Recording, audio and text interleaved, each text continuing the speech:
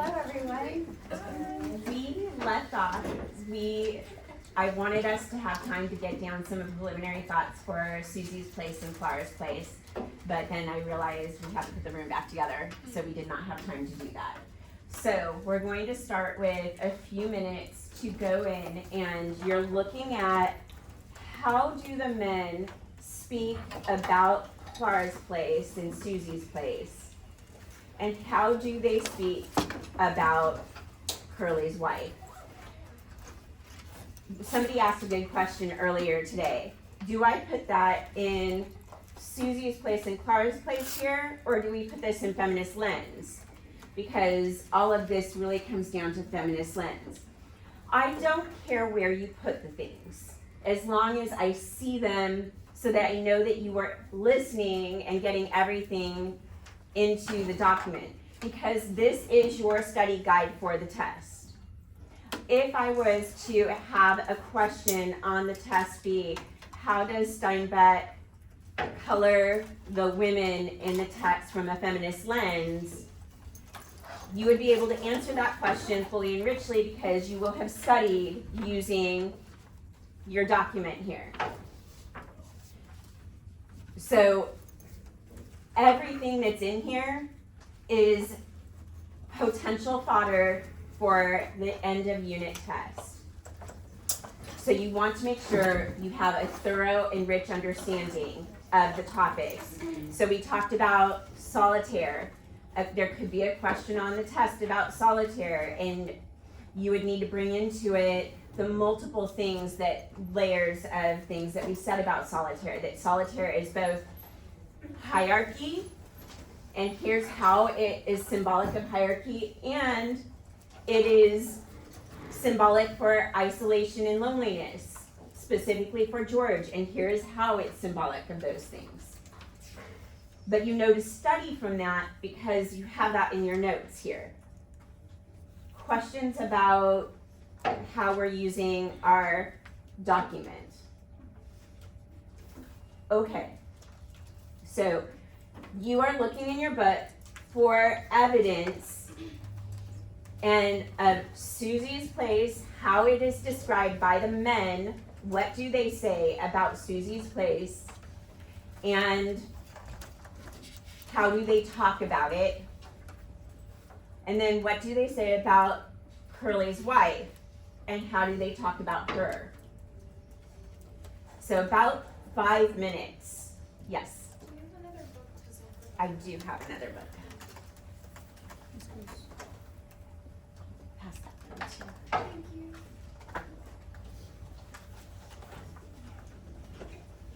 So I should see everyone in books, all earbuds and earphones off our heads and out of our ears. Let's get them in our backpacks or on the floor. And we've got our books out and we're looking through our book.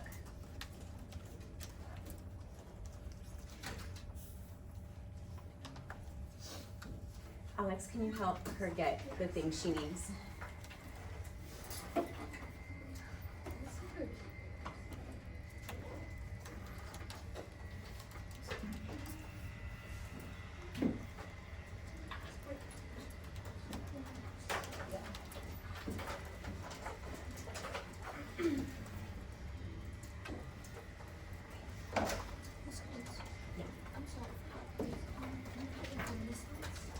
Either from Miss Lynn's or in Susie's place and Clara's place. But it does really matter. It doesn't matter as long as you get all the content.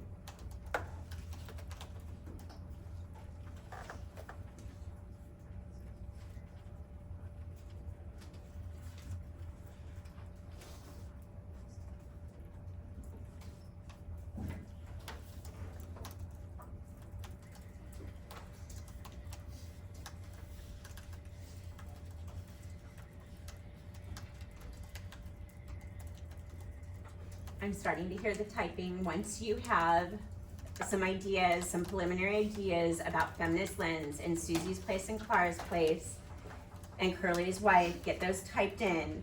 Don't forget to write page numbers.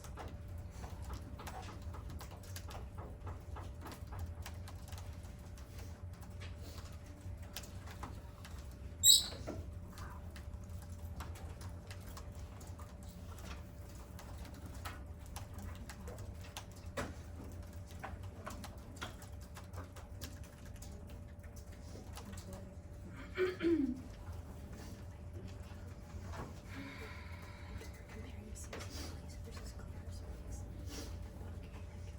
How they describe Clara's place. You can put that under feminist lens versus Clara's place. So the pages to start with 52 and 53.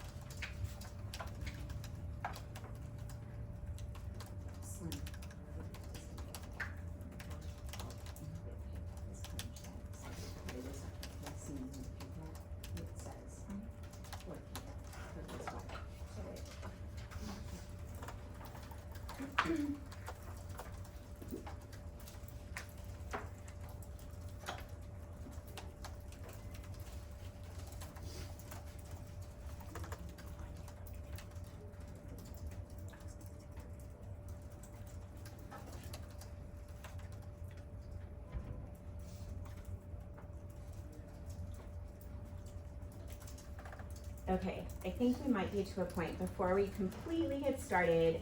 I have put my name on here. We're just gonna send it around, and if you will put your name, so Lily's gonna put hers right here, Joseph, and so on and so forth. And it's gonna be written in a circle because we're sitting in a circle. So, yeah, you get it. Okay, who would like to start the conversation about Susie's place, Clara's place, and Curly's wife and feminist lens?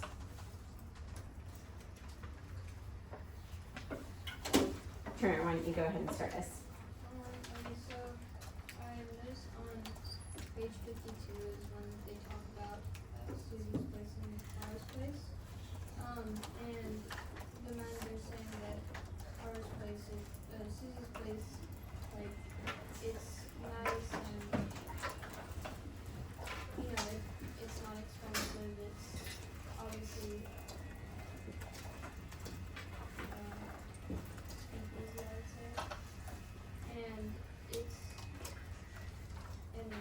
they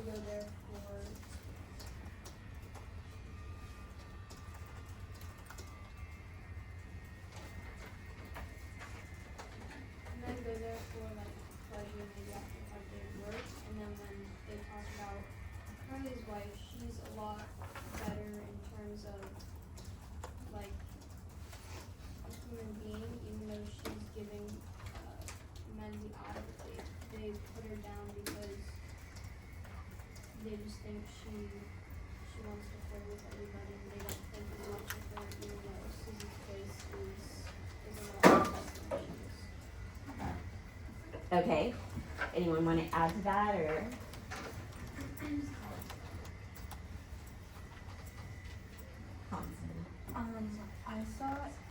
page 51, how George had mentioned that Curly's wife, that she's a joke that's all set on the trigger, and I was like really wondering why they were mentioning, like that's so specific that she can get someone in jail, but it's also because like how Turner was saying, how they say that she's very flirty because she does tend to flirt with all the guys there, and they were also mentioning how a ranch with a bunch of guys isn't a place for a girl, especially like her. So I thought that was really interesting. Who'd like to add to that conversation? Yeah. Also, just in general, Curly's wife doesn't have a name, so I feel like that's also an example for how like women aren't represented as important as men back then.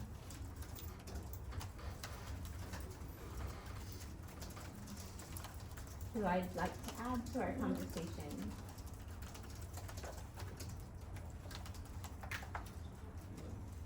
Adding on to the name thing, another thing I found interesting is that they always refer to her as Curly's wife. So she's always just like an addition or an accessory to like, I guess the boss's son. Which I think also plays into how they kind of just see her as like a threat and don't really see her as a person. And I think that's kind of interesting.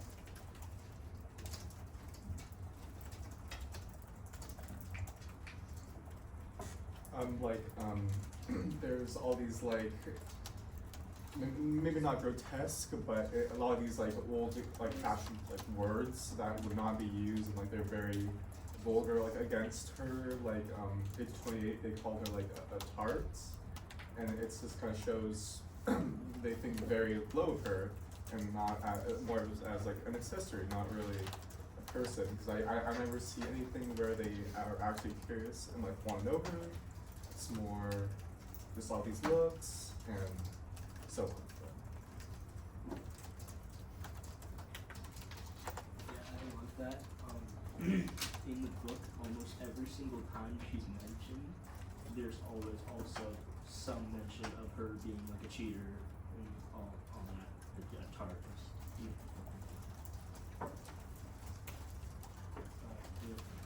Adding on to that, it really shows how none of the guys like trust her just because she's a woman, and they've never like really gotten to know her. So, and because of that, they are like discriminating against her just because she's a woman. I think we've done an amazing job with Curly's wife, and Turner gave us a foundation at the beginning for Susie's place and Clara's place. Just remind me again, somebody, if you'll be willing to re-paraphrase what Turner went for about Susie's place and Clara's place, because we definitely want to have that written down. What were some of his main arguments about that, Abby? I wrote down that he said on page 52 that men say that Susie's place is nice and inexpensive. It's nice and inexpensive, and it's usually a place that men go after a long day's work for pleasure. Perfect. Other things that Turner said that we got written down that we felt were important? Olivia. I think that I heard from Turner, but I think he said like, they're all like judgmental of Curly's wife, saying she's like, all of these things and she's like giving them the eye, but then they're all going to Susie's place, and so it's kind of like hypocritical. Like they're praising Susie's place, they're saying, oh, it's such a great place, like we have such a good time there, and they're, and like that is like on a whole different level than just like Curly's wife. He finished his phrase with, even though Susie's place is a lot worse than she is. What am I doing here? I've had us explicitly think about the space of women from men's perspective of Susie's place, and then met Curly's wife from the perspective of these men. What am I doing? Why did I do that? What am I wanting you to get out of that part of our conversation?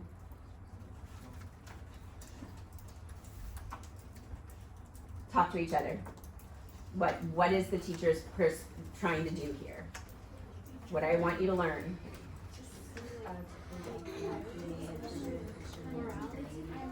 Okay, yeah, that's solid. I literally not noticed that. I don't know. I just think and like I feel like Does she want to talk about it? I mean, it doesn't have much mention of it. It's like, they're always just like, I don't know.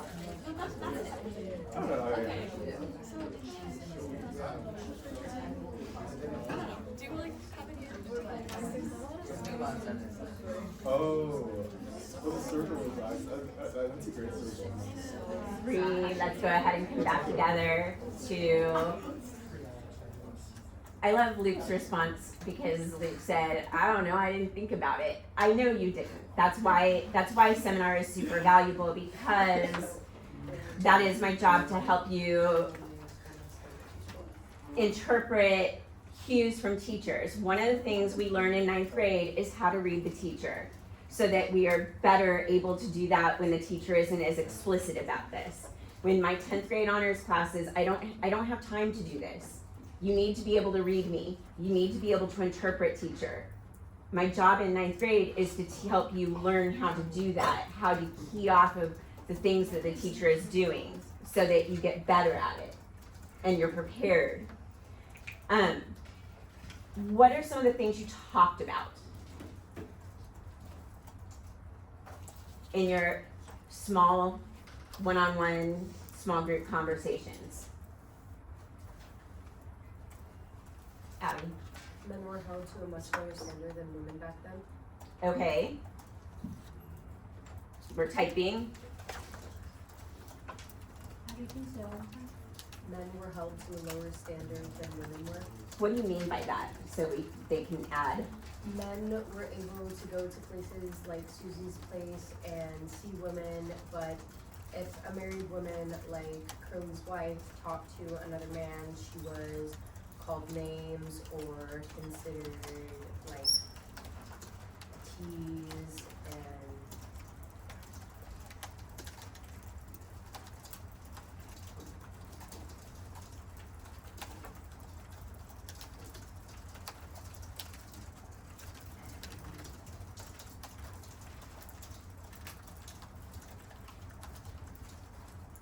Aries. I was gonna say that the value of women at the time revolves around how much they can offer in terms of temptations.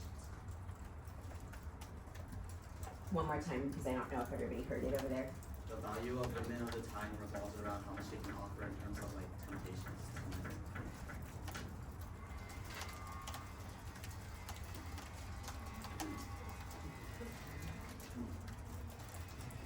Other thoughts?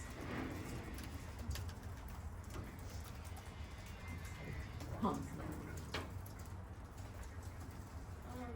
think the reason why Chloe's wife flirts with all these men is because she hasn't really had a partner that's been around, and so I feel like she doesn't have the thought that she's to be loyal to someone that's never around and never there to support her because he's always gone.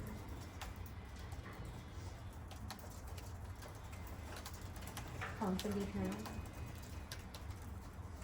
Adding on to what Turner was saying, like she was trying to like blend, like trying to mingle with like the men. However, she still gets discriminated because due to her gender, and she wasn't accepted by the men. Come on, somebody turn. One thing I put, this was for Cara's place, I kept reading and I saw this. Whit was saying that they don't go to Clara's place because she gets $3 a crack and 35 cents a shot, and she doesn't crack no jokes, but Susie's place is clean and she got nice chairs, and that don't let no googles in neither, and I don't know what that's supposed to mean. So I was also wondering if anyone knew what that meant. The racist. I don't know what I know you don't, so it's racist. I did not read that word out loud when I was reading. I Sorry. skipped it. It's okay. You don't know. It's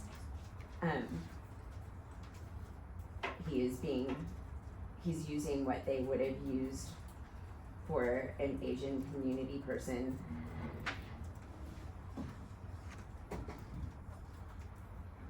So it's not used even remotely at all today, so we wouldn't even think of it as a term. It's not the typical slang or racial term.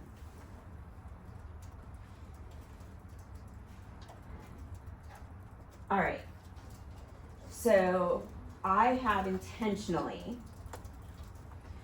set up Susie's Place, which doesn't seem like it has any point necessarily with Curly's wife, but we now understand the point, right? That, as Turner says, Susie's Place should, in theory, because it's a house of ill repute. It's a house of prostitution. And you would think that a prostitute's hierarchical place would be at the lowest end. But for these men, who is at the bottom? Curly's wife.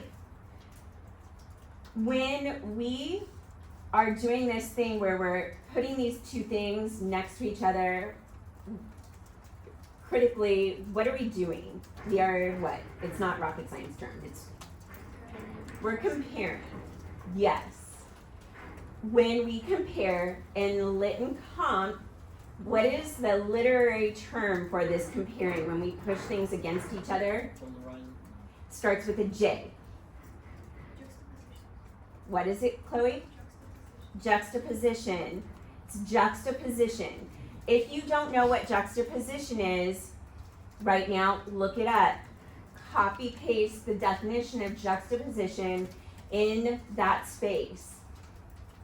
That Steinbeck has used juxtaposition of these two women's places in order for us to better understand juxtaposition.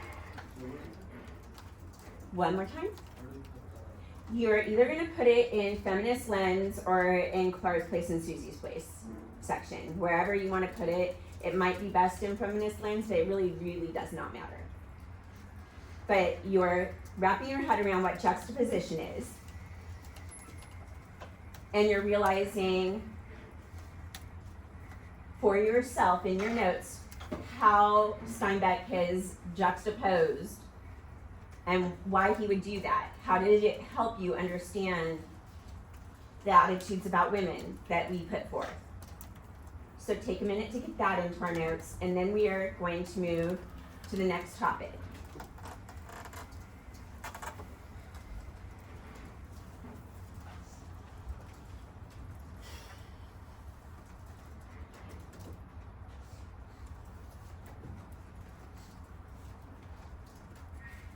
We are definitely not on games though, friends. If you have games open, get them closed.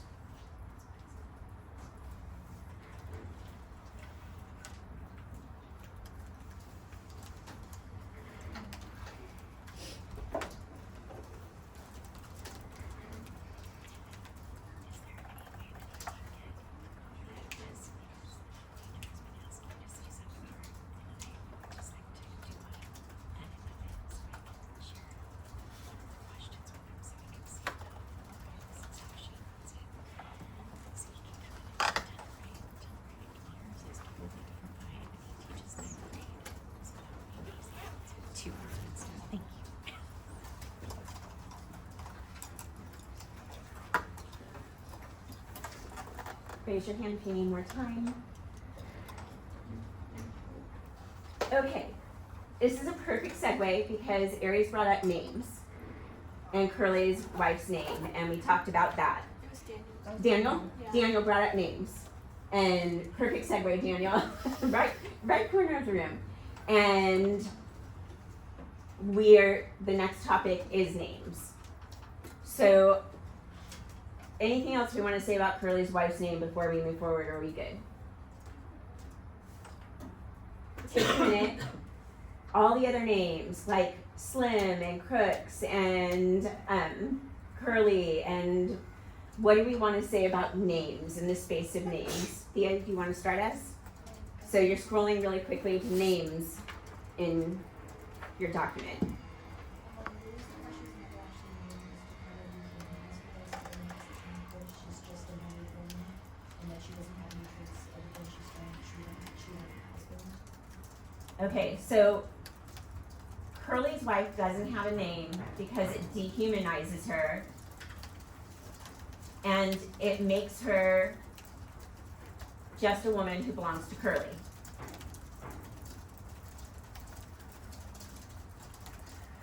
Let's think about the other characters' names. Like, is Slim's name like actually Slim? No. Probably not. The man probably has another name. Why we call him Slim? What's up with that? Why is Crooks Crooks? Max, you want to start us? I'm assuming that Slim has to do with his body type, which is described as I think shape or and I believe Crooks has something to do with like a derogatory thing for race. Call him somebody else.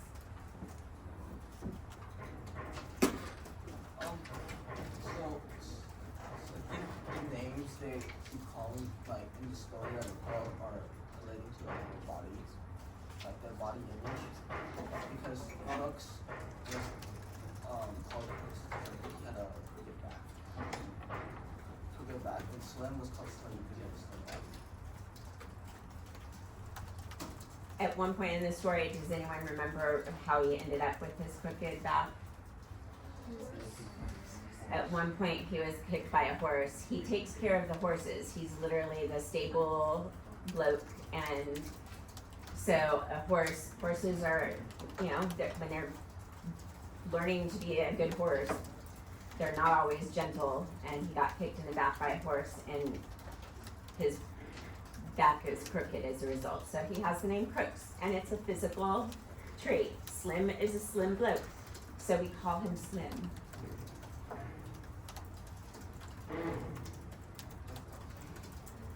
Who else would like to share? Call him somebody. So I don't know if it's Slim's.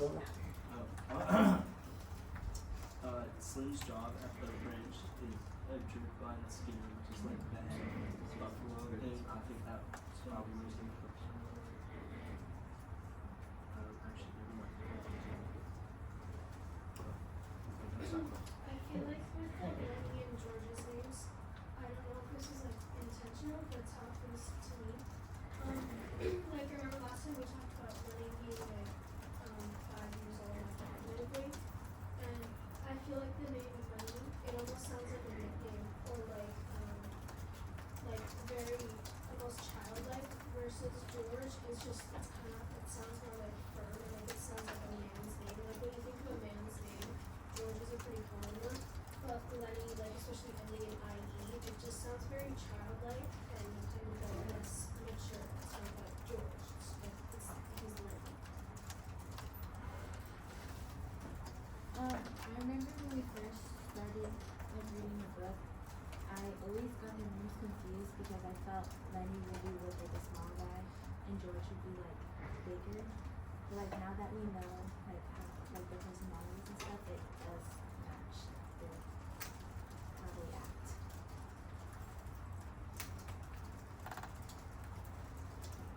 Also, if you search up both of their names, Lenny means lion strength, and it's like a name recognition of strength, and then George means like a farmer or earth worker, which is kind of what both did. So I've never done that before. I learned that block 5 this year, that's what their names meant. Because normally I say, let's not spend time on Lenny and George, because other than his name is Lenny Small, and what's the lit device there? Irony.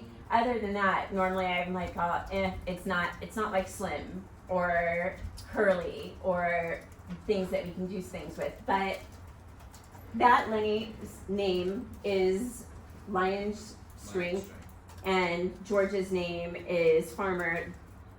Now I have to believe that he actually did look them up. When you look them up, if it works, then do something with it. If it doesn't work, then don't do anything with it. Let's say we looked it up and George's name meant man with fair hair. That has nothing to do with George.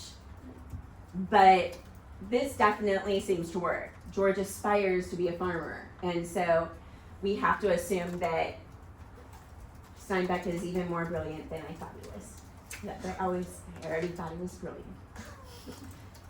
I just underestimated the names of George and Lenny, and this year you all have taught me something new.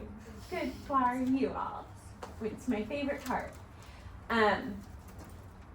I think where I'm stuck still is that Kenneth has made the point that their names are physical descriptions. I want us to go a little bit richer than that. Slim is Slim because he's slim. Why is Curly Curly? Because he has... Also, it's like indirect characterization. It's indirect characterization for their physical being, but it's not like, what do we make of that? Why would Steinbeck choose to have them called by nicknames and not by actual names? What does that do given the topics that we're addressing in the book? It might be easier to remember because like if you give them the readers a full name, it might be more confusing because in the beginning. Okay, calling somebody? I feel like it might be that a lot of the different people represent a different I don't know, type of person or character. Like they're all sectioned and different, but they're all grouped and different from each other. So I feel like it's almost characterizes them more by giving them names that represent their physical appearance or things like that. They're almost more calling the names versus realistic to show this is what this person represents. This is what this person represents. Calling somebody, Olivia. I was gonna say it feels like they're almost disconnected from George and Lenny because they have George and Lenny have more typical names as opposed to these new names, so it kind of shows that they're it almost goes back to the theme of distrust, we're not gonna share our names with you or stuff like that. Calling somebody, Abby. Also, it could go into kind of wanting to be vague to continue the metaphor of the whole ranch being a microcosm of America. So there are multiple kinds of people who can kind of fit into the molds of those character types. So maybe Steinbeck wanted to do that to ensure more people could associate with those roles. I think that one main reason Steinbeck did that is to separate everybody else from George and Lenny. So if a character has a real name, then that you should probably focus on that character. I think adding on to Olivia's point, I think it's easier if you give a character a nickname that you can sort of visualize them by, because if you give them a full name, then if you have all these different characters, you might forget which one you're talking about. So giving them these nicknames, you know, this is that person. I think just that all of the men in this book, they don't really want to get to know each other. So this an easier way for them to remember each other's names is just by how they look. Because how they thought of George and Lenny, if they're always together and they know each other really well, that was really unusual for them. And so they don't really have time or don't want to make time to get to know other women in that personal. So I'm gonna have some trends. I have what Mia just said, that this, by not knowing their actual name, it distances them from one another, which is what many of you have said is part of the trend. Mia adds to that by saying it doesn't only distance them, but they don't get to know each other as human beings. That goes with what Olivia said, that they're almost, she used the word comical. I'm going to change that word to caricature. So not necessarily comical, but caricature might be the stronger word. It's a caricature of who they are, and that goes with, then ultimately loops back to me. Mie said each one of those people is a representation of a larger idea, but not anything full. They are a microcosm of what it means to be the big. Caricature is, I'm a terrible speller, especially if I'm not writing C-H-A-R, and then It's like caricatures. Like Kara, how you start character, and then catcher. there you go. Without a T.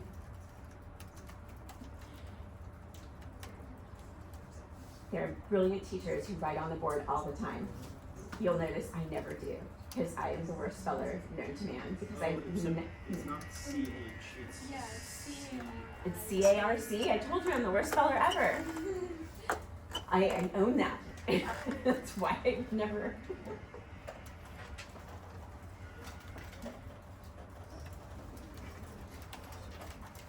Okay.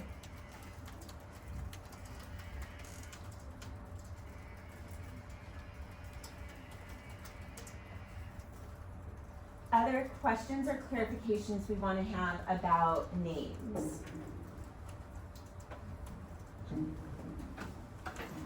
So, I would like to know why they just refer to the boss as the boss. okay, let's do the boss.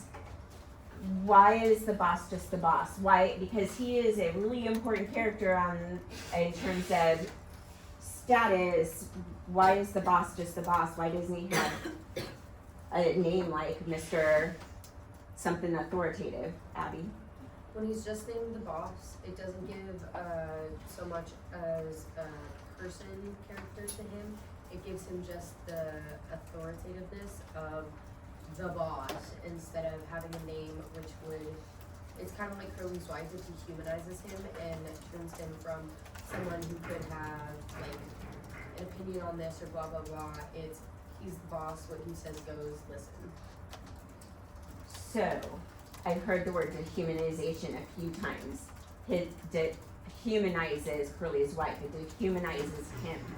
Are these characters all flat? No, we kind of know something about them. We do. Are they flat for each other? Yes. And is that the point? Yeah. So let's take that and translate that into our writing. That this dehumanization is a dehumanization of the characters for each other. I'm not going to get to know you. I'm going to call you by a nickname. But we feel like we know something about them as the reader. Even though it's objective POV, we still feel like we know Candy and we empathize with Candy. He doesn't push on the dots. We don't actually get to know that much about him. No. But that's also keep that to back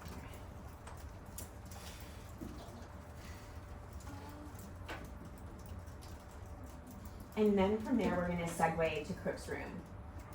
So when you feel like you've gotten that in, I want you to open up to Crook's room and look at the details. Oh, ooh, I threw it way out there. one of the things that I'm still waiting for is the person to do this. So I haven't heard it yet in this class, so I'm gonna have to model it.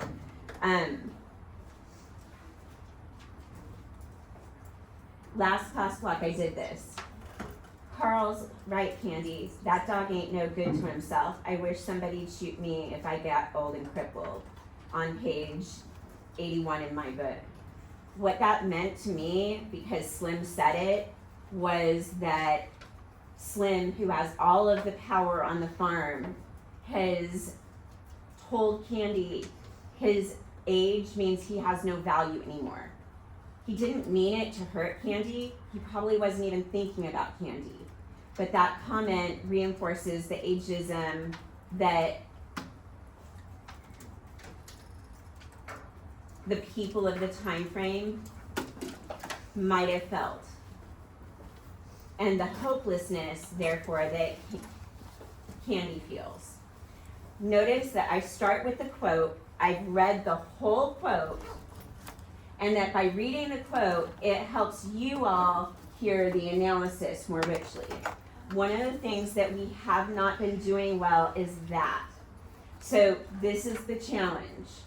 We're gonna do about 3-4 minutes where I want you to open up to the very first part of Crooks and look through Act 4 how is Crook's room described? And then what does that mean? Let's practice. Here's the quote. Don't refer to it lightly. Don't say, well, somewhere in there he mentions this.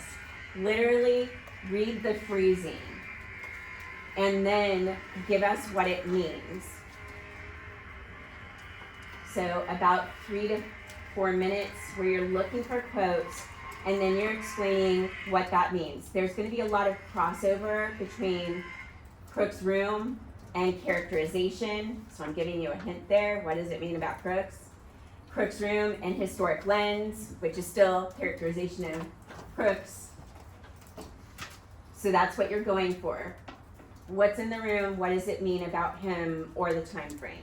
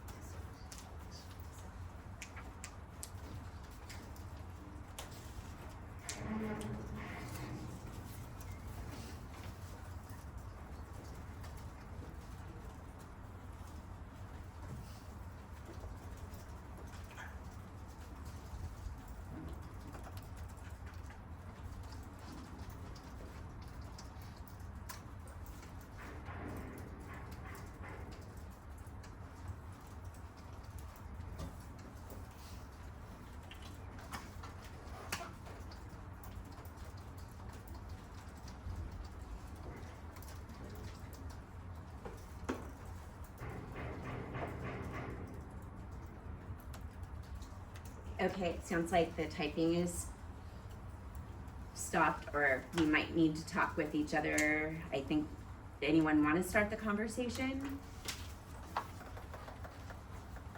Kenneth, you want to go? In page 67, it was like, his room was like actually really like stacked with a bunch of prized possessions from him. But in the quote it says, "Coach possessed several pairs of shoes, a pair of leather boots, a big alarm clock, and a single barrel shotgun. And he had books too." It showed kind of like his room was nice, but like no one really gave him recognition because during that period was like it's like black people were accepted. Call on somebody, Ken. His right here, so like his room is like a direct parallel to like the bunkhouse. And like the bunkhouse, they don't describe any like really personal items, but books, like Ken said, he has like the books, he has all those shoes, like he has a history there, and he's a lot more actually connected to the village. It's like he actually has more of a connection versus like the other layers where you like believe it and know it. And it's also like one of the only direct characterization things that like Steinbeck ever uses. Like on page 67, it says, "This book was swept and fairly neat, for Crooks was a proud, aloof man. He kept his distance and demanded that other people keep theirs." It's like one of the only times that Steinbeck actually directly says like this person feels like this.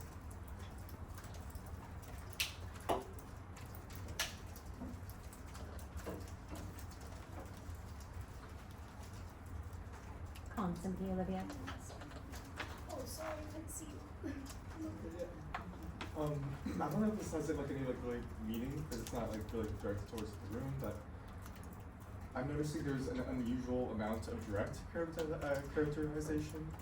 Saying like on 67, for example, this room was swept and fairly neat, for Crooks was a proud, aloof man. He kept his distance and demanded that other people keep theirs. I feel like the other characters, they obviously turn away just because of that specific time period, but also like you're getting a lot of this important details that we don't really get from the other characters, kind of showing how much personality and character there is that maybe the other characters don't see.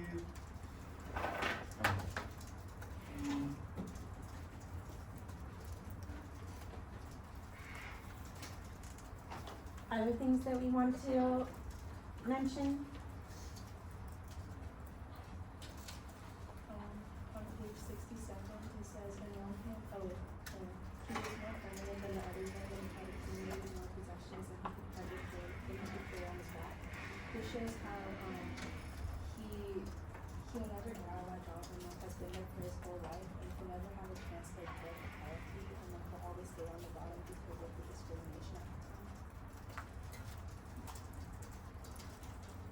Call on somebody, Lexi. Peter. I kind of saw parallels between the riverbank and Crooks's room, how I think both children might consider the riverbank to be their space to go to be vulnerable, and it's kind of like a safe house, but I think it's wrong. I think Crooks considers his room the exact same way as we see him in the vulnerable state when he goes into a room and putting the oil on his back. And I think the majority of that just means he considers his room to be kind of a safe house and his safe space. Okay, I've heard the word parallels now twice. How does Steinbeck open every chapter? With setting, or almost every one anyway. Curtain goes up and we see the setting. And we've heard that term parallel from both Olivia and Thea. Instead of parallel, what's the word that we're using there? Where we are thinking about one setting and the other setting and we're going like this. Juxtaposition. So what has Steinbeck done again? Juxtaposition. He's done more juxtaposition. He has juxtaposed for us. He gives us this and he gives us this and we draw connections between it. Olivia said that, and Lexi built off of that Crooks has more possessions. We noticed that he has more possessions, not just because Steinbeck has written that, but because we also noticed that the other men didn't have any. So we are seeing that juxtaposition, which shows Crooks doesn't have a way out, as Lexi mentioned, and that he is more permanent, but the place in which he's permanent, as Olivia pointed out, is not a lovely place. It's yes, he has all his things, but he's in with the horses, and there's manure on the other side of his bedroom.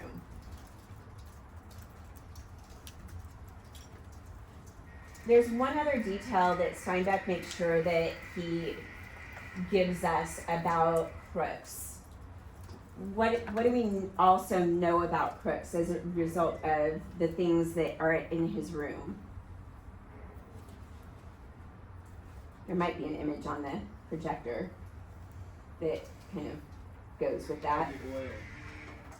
Well, the oil is definitely important, and Thea brought that up, but there's something else, and it's because we're taking it for granted. Yeah? Joseph? The civil code, which implies what about him? He kind of like wants to assert his rights, kind of like a lot. He's someone who wants to assert his rights, but he doesn't have the space to do so. And that he can read. And that's the part that we really take for granted. We make an assumption as a modern readership that all people could always learn to read. And that was not always true. If your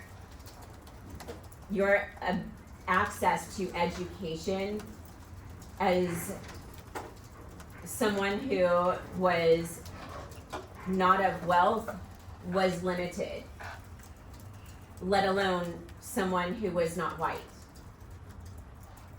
And that Crooks can read and that he has civil code in his room tells us he's educated and he wants to be seen as someone who has rights.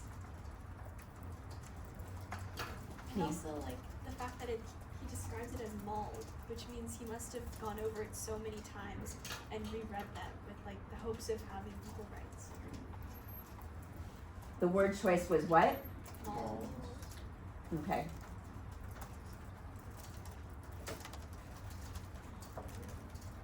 I think we're in a good place to move to the beginning of part 4 and the end of part 4, which is still Crooks.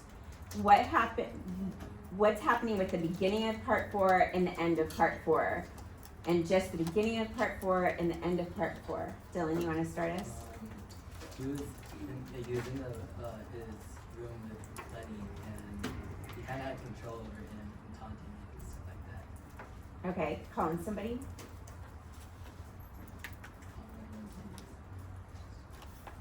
I don't know if this is like that important, but I couldn't help but notice it that in the beginning of the chapter, the act, he's putting the woman on his back, and then at the end, he puts it on his back again. I feel like it shows that like he's very hardworking, but like not many people really see that, but he works really hard.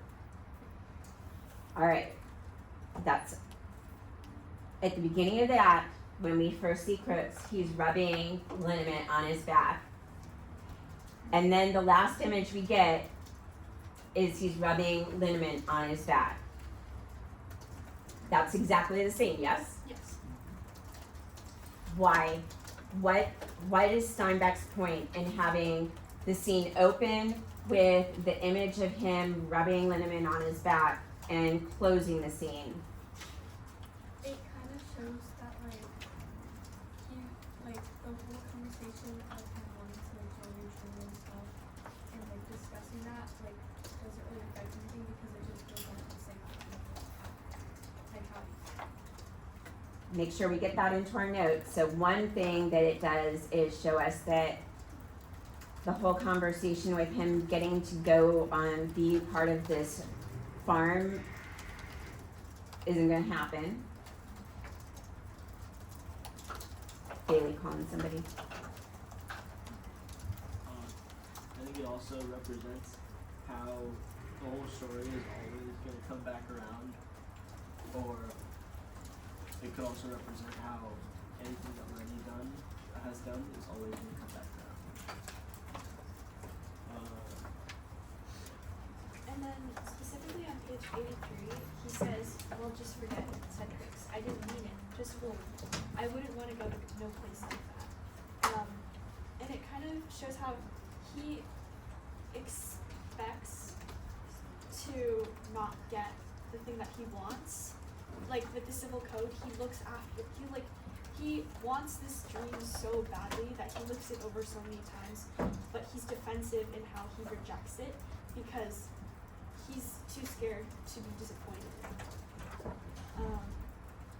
And also the fact that he's isolated again in reapplying the liniment shows the theme of isolation in how after they leave, he's alone without a dream and without a companion. So we have, he's alone when it opens, and he's alone at the end without a dream, and it's like it never happened.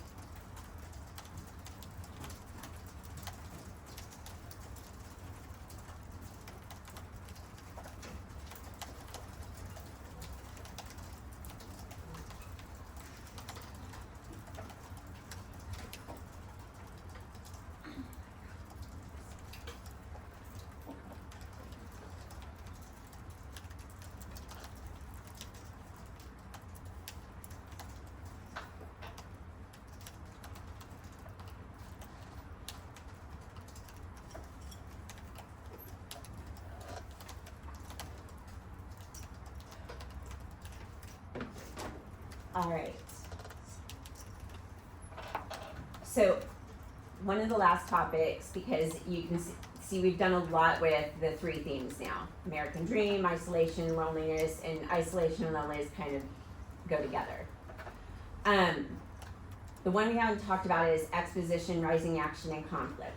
Scroll up to the plot section, and we said rising action starts at some point. When did we say rising action has started? What were the couple of moments that we have in our notes for rising action? Angelina. So in my notes, I have when they started to bring up tension with Curly, and also when they started to meet the boss. And I remember writing there was also a potential conflict with Curly's wife at the very beginning. Okay, so we have those potential conflicts because rising action is tied to conflict. Remind me what the climactic moment is. Have we had a let's do this. Have we had a climactic moment yet? No, because climax occurs when a character is irrevocably changed by the action in the text in some way, shape, or form. So just reinforcing, and we are noting this in our notes for ourselves, reminding ourselves that's when the climax occurs. Lenny, the climax occurs when a character is irrevocably changed in their soul as a result of the action in the story. And no character is changed yet. Certainly not Crooks.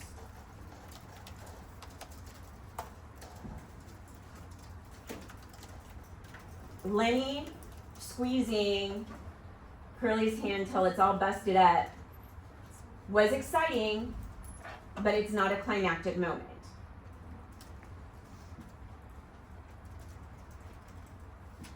We're grounding ourselves in that, which means we haven't had a climax yet in this text. We should have a good, firm understanding of American Dream and the way American Dream is playing out. How many people or how many characters have an American Dream? Everybody except for actually just George, Lenny. George and Lenny, Candy, Curly's wife, and Crooks. Crooks came out of nothing. Curly's wife, we know she did not get hers. She wanted to be in the pictures, and we have still our dream of our farm that's at play. So we can assume that something is occurring with that.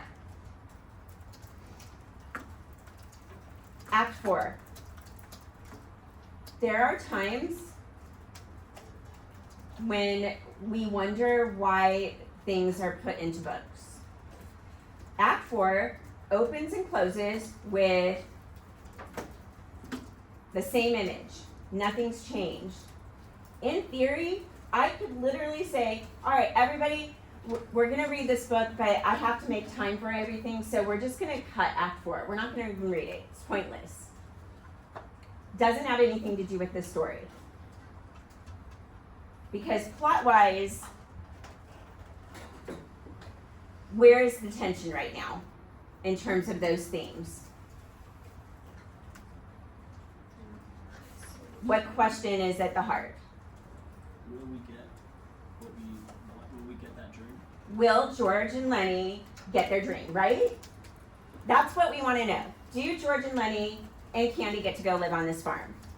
And this act seems to have nothing to do with that. And we're waiting for the next chapter to find out if that happens. I've talked a lot about who Steinbeck is as a writer. Why does Steinbeck put this Act 4 in there if it has nothing to do with the plot? What is it that we talked about is important about Steinbeck as a writer that this chapter is so important to him that he includes it? Talk to each other. Well, I mean, like everything he writes is important. Like everything has intention. Everything will correlate to maybe some kind of future. I remember when we started this process about how we wanted to write about the real people.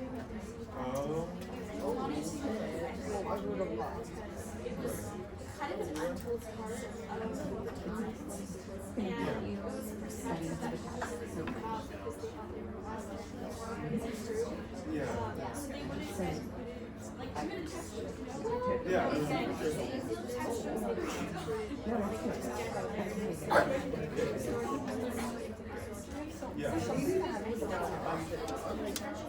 Yeah. And some of them we put in different places.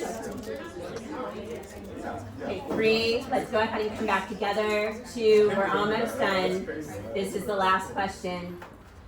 What are some of our ideas? Why does Steinbeck put this chapter in? Why would he be mortified if a teacher said, let's just cut it out? Because there are teachers all across the nation, oh, let's just skip these parts of Romeo and Juliet and skip these parts of the book, of any given book, because we're on time crunch.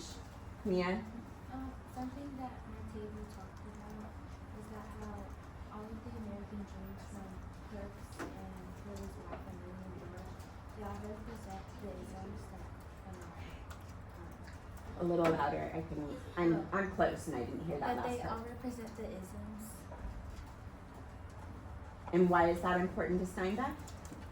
It's important to him because it's important to know about all of the different things like ageism, the discrimination, because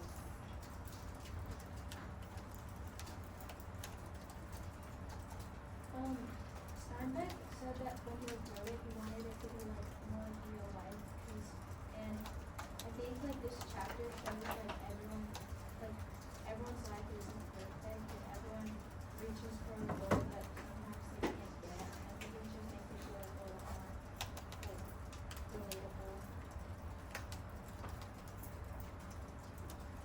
I think it's like necessary and you want to put it in because it's filled with like characterization of like Curly's wife and even like Lenny and Candy and Brooks and just all these people that are like having this conversation. It's like the first time that we really get to see Brooks as a person, not just as the stable book.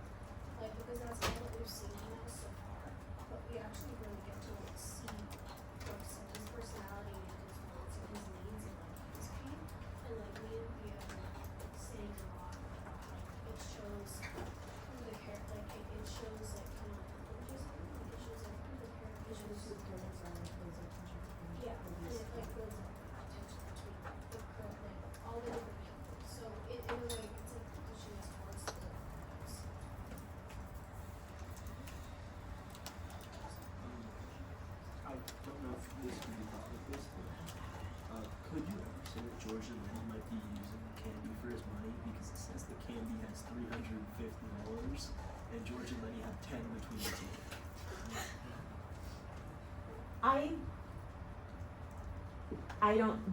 I think to answer, so the question was, would we say that George and Lenny are using candy? I think what I would bounce that around with is the question, would they do any ill harm to Candy, or are they grateful to him for helping their dream come closer together?